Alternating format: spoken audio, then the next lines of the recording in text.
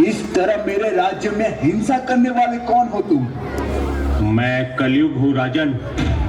मैं काल की आज्ञा से धरती पर अवतरित हुआ हूँ और मैं आपके राज्य में प्रवेश करने वाला हूँ। तुम्हारी इतनी दुष्टता, इतना दुस्साहस कि तुम पांडव पुत्र परीक्षित के राज्य में प्रवेश करना चाहते हो। तुम क्या धर्म का सर्वनाश करना चाहते हो? परंतु उससे पहले मैं तुम्हारा सर्वनाश कर दूंगा। काल की गति किसी बाधा उसे रोक नहीं सकती। जैसे सतयुग के बाद त्रेता, त्रेता के बाद द्वापर और द्वापर के बाद अब कलयुग आना निश्चित है। इसीलिए ज्ञानी जन काल की गति में बाधा नहीं बनते। यदि कलयुग का आना तय है, तब भी राजा परीक्षित के रहते हुए कलयुग का आगमन नहीं हो सकता। यदि परीक्षित का रहना काल की गति में रुकावट है, तो संभव है कि परीक्षित का ना रहने का समय आ गया है। वो तो विधाता ही जाने, किंतु वीर पुरुष अपने मृत्यु के भय से अपने संकल्प का त्याग नहीं करते। उचित यही है कि तुम हमारे राज्य की सीमा से बाहर निकल जाओ। किंतु राजन, काल तो सर्वभौम है, वह किसी सीमा में नहीं मानता। मानना पड़ेगा।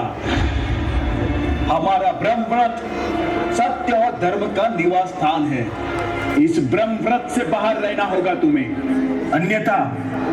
अन्यथा विधाता भी देख लेंगे कि महारथी अर्जुन के पुत्र, जिसकी रक्षा सुभद्रा के गर्भ में स्वयं श्री कृष्णा ने की थी, उस अभिमन्यु पुत्र में इतनी शक्ति है कि वो कलयुग का नाश कर सकता है।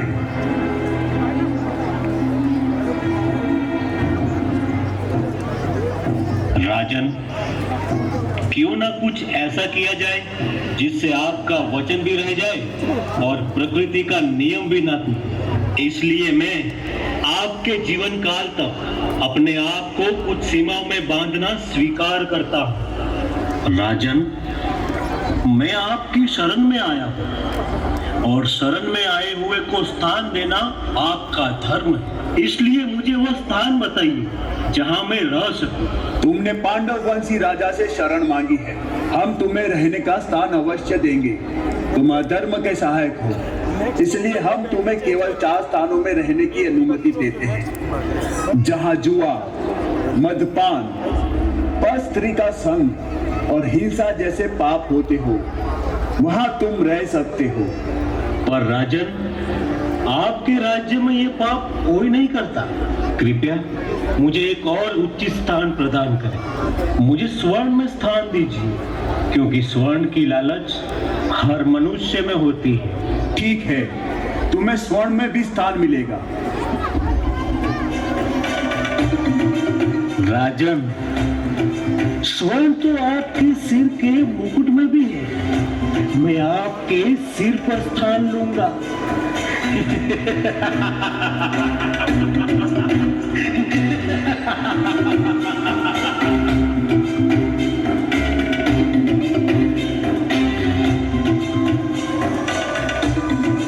और इस तरह कलयुग राजा परीक्षित के शीश पर विराजमान हो गया।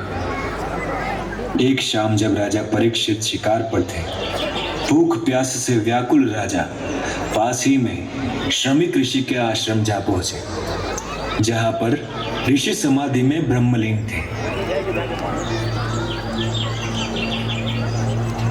हमें प्यास लगी है, हमें पानी चाहिए। हमें प्यास लगी है, हमें पानी चाहिए। यहाँ और कोई नहीं है क्या? हमें प्यास लगी है, हमें पानी चाहिए। हम राजा परीक्षित बोल रहे हैं, आप सुन रहे हैं? हमें प्यास लगी है, हमें पानी चाहिए। आपको सुनाई नहीं दे रहा क्या?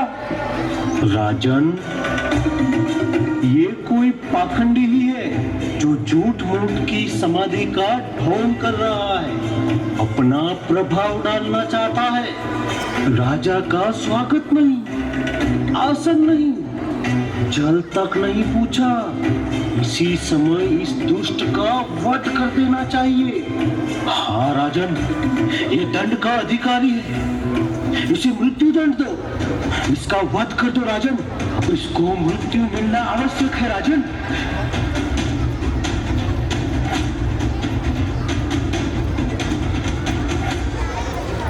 कलयुग के वश में आकर राजा की सात्विक बुद्धि नष्ट हो गई थी, परंतु राजा ने संस्कारों के कारण अपने आप को कुकृत्य करने से रोक लिया।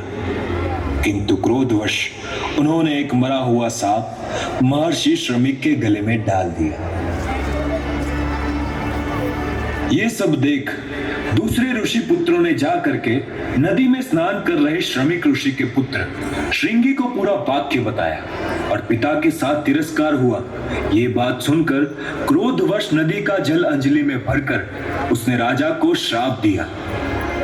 जिस अभिमानी और मूर्ख राजा ने मेरे महान पिता का घोर अपमान किया है, वो महापापी आज से 7वें दिन तक तक्षक नाग के डसने से उसकी प्रचंड गर्मी में जलकर भस्म हो जाएगा। यह मेरा श्राप धरती पर किसी के टाले नहीं डल पाएगा, नहीं डल पाएगा, नहीं डल पाएगा, नहीं डल पाएगा। जब राजा परीक्षित को इस बात का पता चलता है तो वो सुखदेव जी के पास जाते हैं और उनसे पूछते हैं कि जिसकी मृत्यु 7 दिन में तय है उसे क्या करना चाहिए। हे राजन, जिसे 7 दिन में मरना हो उसे सर्वप्रथम मृत्यु के भय को त्याग देना चाहिए और अपने शरीर को मोह माया से मुक्त कर देना चाहिए। दूसरा, श्री हरि का श्रवण, भजन, कीर्तन ही कलयुग में मोक्ष प्राप्ति का मार्ग है।